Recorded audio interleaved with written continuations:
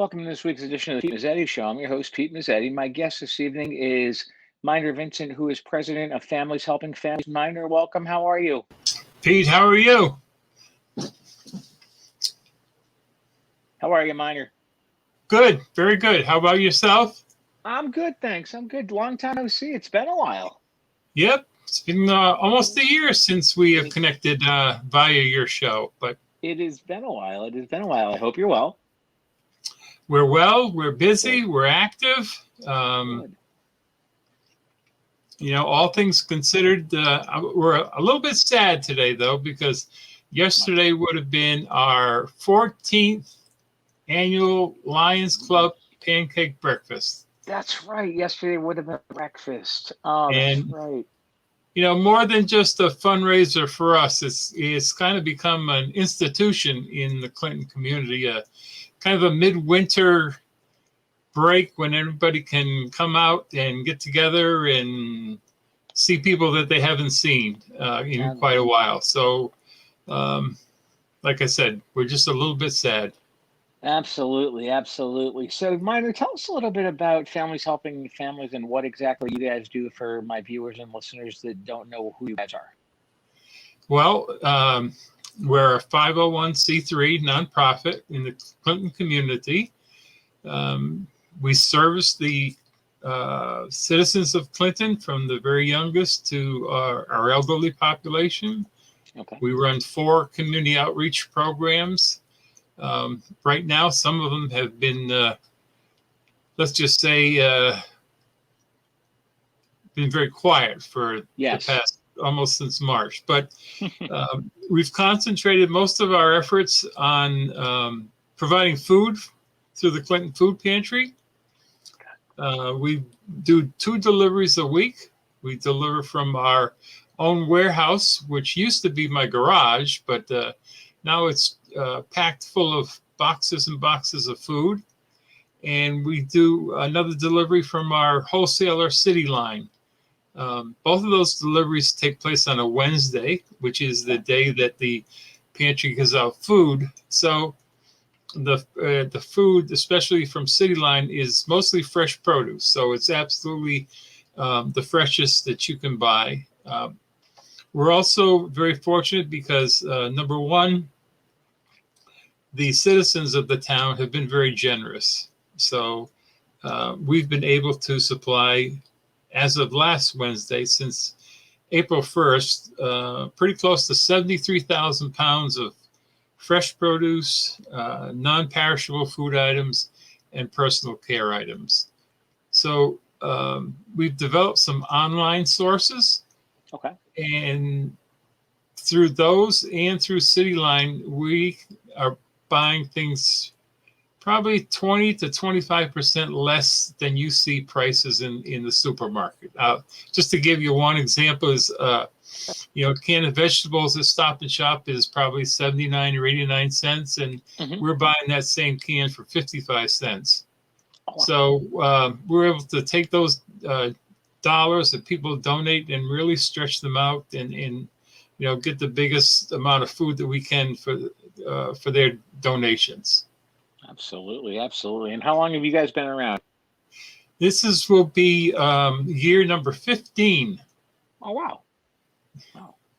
And now, how did the idea of the organization come about? Well, it started, Terry Dombey and I were just sitting around talking one day, and we just were thinking about how blessed we are. And so we were trying to figure out how do we pass that blessing on. And at that time, we were in the middle of some very high oil prices. So what we decided to do was start the whole thing with an energy assistance program, which we still run in cooperation with Cheryl Church, who's the director of social services in the town of Clinton. And so from that one outreach program, there are logical extensions. The food came on board. There's always been a need for food at the Clinton Food Pantry. I'm not sure that people are aware. I know people have commented to me when they've driven down Main Street on a Wednesday night and they see the lines. Last year at this time, they were serving approximately 130 to 140 families. And this year, I would say the average is probably 250 to 275. Oh, wow. So I use a multiplier of 4 people per family. So, if you have 250 families, then that's 1,000 people that Right. that small pantry located at First Church is trying to supply food for on a Wednesday night. So it's become the major focus, like I said, of our since last March. But we haven't neglected our other programs, our Families to Families program. When there's a crisis, whether it be somebody needing help with utility payments, somebody's in the hospital and the family needs, gas to go back and forth. We provide gas cards. We provide food cards. At Thanksgiving time, I don't know if you remember seeing those brightly painted turkeys that were at the police department and the fire department. And the town really, stepped up, and we were hoping to get 250 $25 food cards, and we got 450. So the whole purpose behind that program was to give a family a $25 food card, and we did some shopping previous to the effort, and we figured that for $25 you could get the basics for a Thanksgiving meal.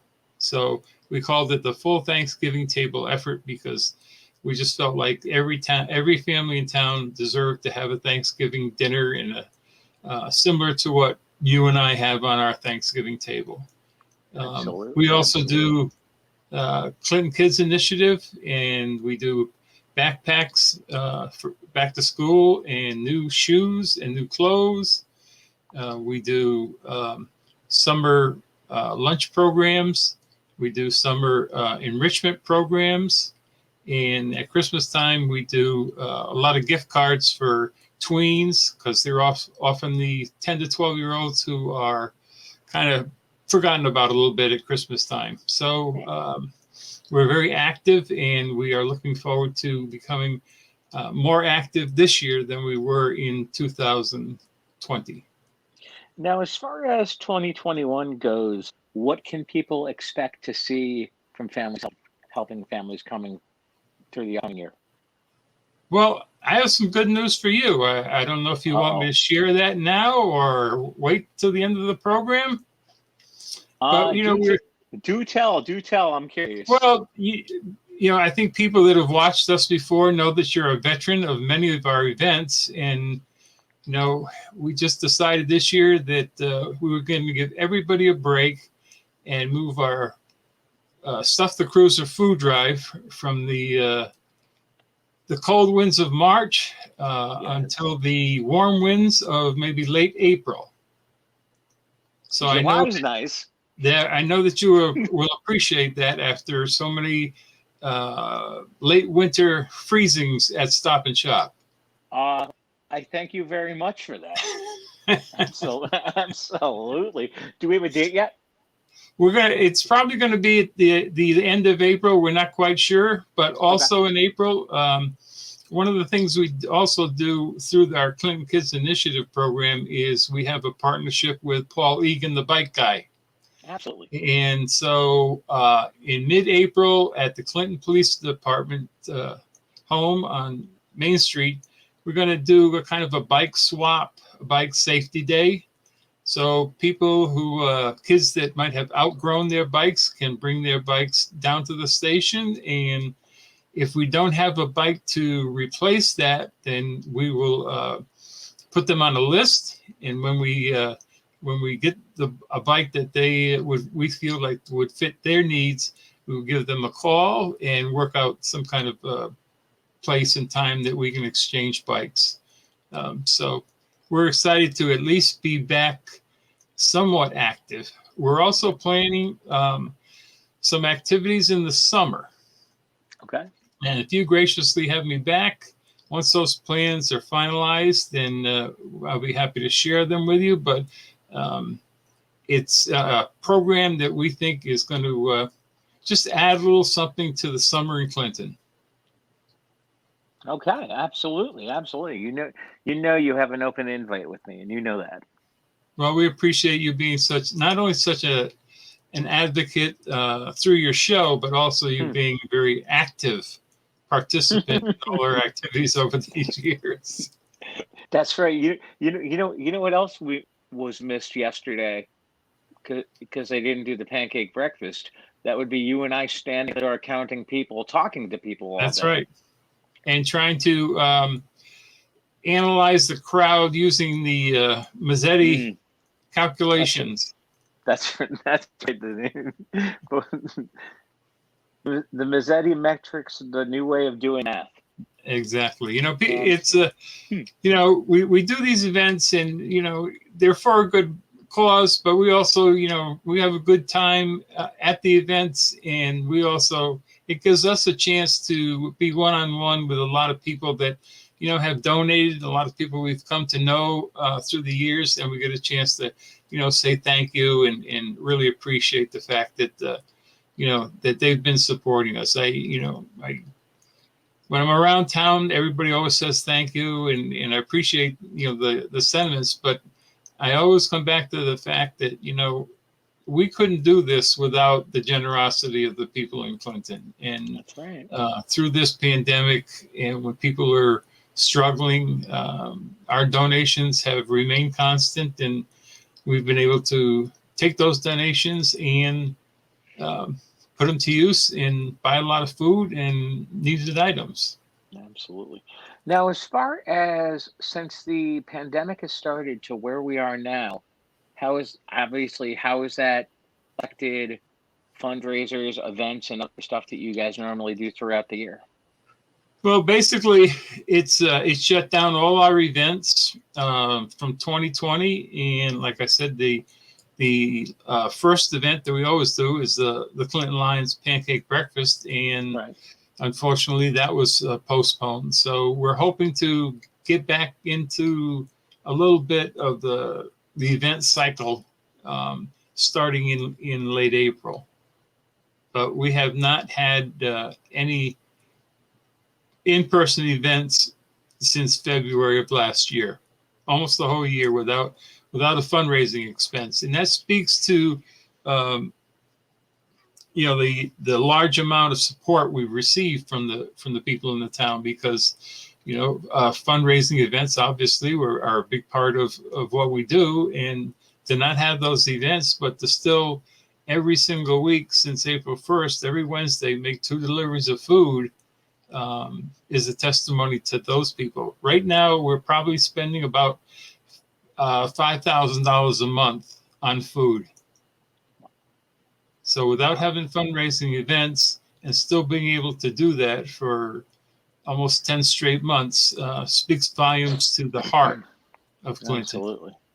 Absolutely. And tell us a little bit about the food pantry and what they do on Wednesdays. So, they've had to modify how they give out food. So now it's basically a grab and go. Okay. So that what they will do is they will fill bags of food during the day when they get there to start work. And then when the people come, when they start coming through the pantry, they do a drive-through, and they'll be handed bags of food, as opposed to when they were in the pre-pandemic operation. People would be able to come into the pantry. They had tables set up. Every table had a different designation, whether it was fresh produce or whether it was canned goods or whether it was personal care items, and they would wind their way through the pantry and do it that way. But with the advent of COVID-19, they've been able to give out food every week, but do it with social distancing. It's a lot more work for them, but they're truly dedicated volunteers, and they want to make sure that they keep the pantry going each and every week. I'm sure with what's going on, the Shoreline Soup Kitchen and pantries has been exceptionally busy as well. Yes, like I said, they, from 110, from 130 to 140 families a week to now being 250 to 275 families a week. That's a huge increase. And I think one week they even had 348 families. So you can see the huge increase. The need has just been astronomical. Oh my God! Oh my! I didn't realize that well, I knew the need is that astronomical. I didn't know the number was that astronomical. Yeah, it's been, if you drive down Main Street, say 3:30 to 4:30, you'll see the cars lined up. They drive in by the Academy building and they're backed all the way up to on Main Street. Wow. So it's a real visual. I know a number of people have commented to me that when they drive by and they see all those cars, it just brings tears to their eyes. Absolutely. But they've been able to meet the need, and like I say, it's only through people in Clinton really caring about the families in town, and they want to make sure that there's plenty of food there. So see people that are going through a crisis. Now, the food pantry in Clinton, is that just Clinton residents, or is it everybody? It's for anybody. There's people in Clinton that go to other food pantries, and so there's people from other pantries, come to Clinton. It's I don't think they restrict anybody. Right. So it's a matter of where there's a need. I think they're there to help meet the need, and that's basically what we are. No matter what, whether it's food, whether it's providing gas for somebody or paying a light bill or a mortgage payment, where there's a need, we try and meet it. People don't have to fill out a lot of paperwork. When in the middle of a crisis, you need to find a solution to that crisis, and you don't need to, say, well, you have to fill out, 5 pages of paperwork, and we need, all this. Oh, we need documentation. We need that. When you're in the middle of something, you need relief, and that's what we try and provide. Absolutely, absolutely. So, Minor, tell us a little bit about each of the programs that you guys do throughout the year. So we do the food. We do food, fresh produce. We do non-perishables, personal care items. We do energy assistance. Somebody, has to have oil. Then we work with Cheryl Church, and she takes care of making sure that oil or propane get delivered. We do families to families, which is, like I said, if people are in a crisis situation, they need immediate help, and we try and provide that. There could be many different forms that takes. And we do Clinton Kids Initiative, which is programs solely related to kids. Whether it's for back to school clothes and shoes, whether it's gift cards at Christmas time for tweens, summer lunch programs, summer enrichment programs, whatever we can do to help kids, then we're all in on that. Absolutely. Now, how did the summer lunch program work, especially during the pandemic last year? Well, we in previous years had a summer lunch program at the Henry Carter Hall Library, which we would have a time of food, and then we would also put on a program for the kids. This past year, we did not have a summer lunch program. The children were given lunches at Morgan High School and Pearson School, and they were given lunches during the week. We just didn't feel like it would be the best thing to have children and parents and grandparents all together in the community room at the library. So that program was suspended for 2020. We were hoping to be able to do it this year, but we're not sure. Everything else, things are in a state of flux right at the moment. Right. Right now, everything is up in the air because we don't know. That's it. Right now, we're just, concentrating on making sure that, every Wednesday there's 2 deliveries of food to the pantry. if we can keep that going, then I'd be very, very happy. Absolutely, And, absolutely. we'll see. Hopefully, more and more people are getting vaccinated, and hopefully by summer things will loosen up a little bit, and we can get back to doing some in-person programs for people. Absolutely, absolutely. Now, as far as the food pantry goes, when they on a Wednesday, what can people expect to do? Just drive through and It's pick just a up? drive-through. Yep, it's just a drive-through. There's no in-person. They what they do is they bag food up. They double bag it. They give out between 35 and 45 pounds of food for each family. Okay. And you drive up and grab the bags and go. They wow. just right at the moment they want to limit the amount of person-to-person contact that people have with each other. Their safety is paramount. Absolutely. So Absolutely. that's how they developed this program, and it seems to have worked.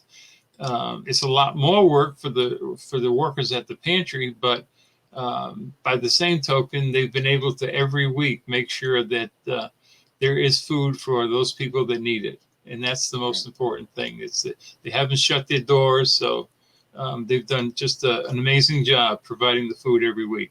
And so we are just there, the backup, and we try and supply whatever Lynn Smith, who's the director, needs that particular week. And she has she gets a list of fresh produce every week, and she goes down the list and tries to pick out the specials and to further stretch the donated dollars that we get. And it seems to it's working very well. Absolutely. So there hasn't been any shortages, in terms of at least providing basic food groups to the pantry. There's been, shortages on our end trying to get things.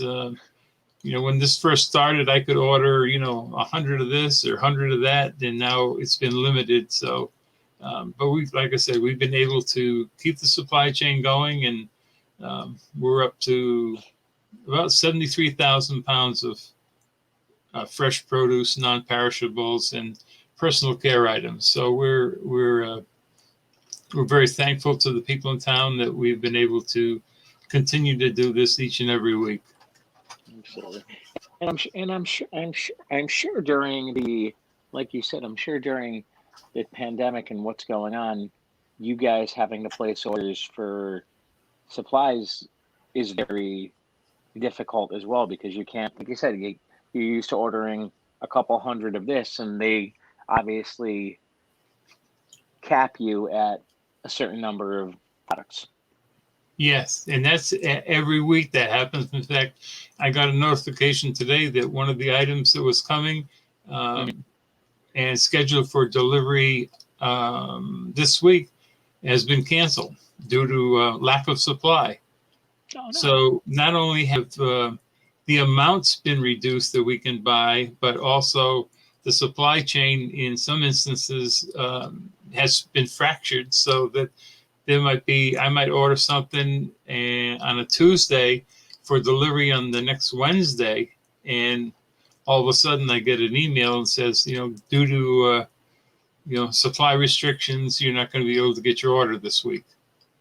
Oh no! So we just we try and order multiple things from multiple companies so that we can assure that at least some things get delivered to my house, and then once it gets delivered, then we deliver it to the pantry.